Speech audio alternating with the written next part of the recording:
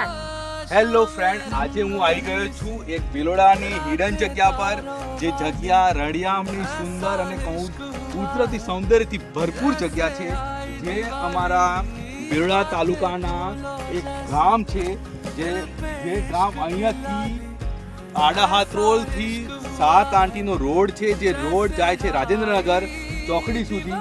પણ આ જે જગ્યા છે, આજે હું પહેલી વાર આવી છું, પણ આની મજા કંઈક અલગ છે। તમે આને સુંદર એકદમ વાતાવરણ, જેમ દરિયા કિનારે આપણે ગયા હોય એ રીતના દરિયા કિનારા જેવું વાતાવરણ છે। આજે તમે ડેમ છે, એનું ડેમનું નામ છે માકડી ડેમ।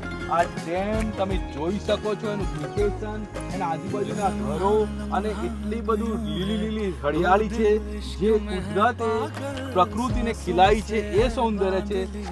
આ બધું નજારો આપણને ચોમાસા દરમિયાન મળે છે, પણ આજે એ વસ્તુ નથી। આ ચોમાસું નહીં, શિયાળામાં બી આ નજારો આપણે જોઈ શકીએ છીએ। આ ડેમનું ખાસિયત છે આ ભવનાથ, જે ભવનાથ છે, ભવનાથ સુધી અને એનાથી બી આગળ ઈડર સુધી આ ડેમ પહોળો થયેલો છે।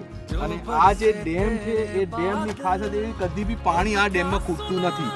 અને પરમેશ્વરે દયા કરી છે આ ડેમ પર, અને આ ડેમ પૂરેપૂરી ભરપૂરી રહે છે। આ ડેમને છેક ઘરો વચ્ચેથી પાણી જાય છે, પણ કોઈ બી જાનહાનિ નુકસાન આજે થઈ શકી નથી। અને આ રોડની વાત કરું તો આ 7 આંટી આ રોડની છે। અલગ અલગ પરિવાર બારથી આ જોવા આવે છે। ઘણા લોકોની આ જગ્યા જોયેલી નથી।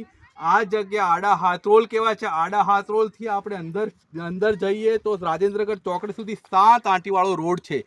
આ જે આના પથ્થરો છે, એ જૂના રજવાડા વખતે જ્યારે મહેલ બનાવતા હતા, આ પથ્થરનો ઉપયોગ થતો હતો, અને બીજા રાજા અટેક કરતા હતા ત્યારે આપણું રક્ષણ પૂરું પાડતા હતા। આ રાજા, જે હિંમતનગરમાં હિંમત રાજા છે, એને આ જ પથ્થરનો મહેલ બનાવેલો હતો।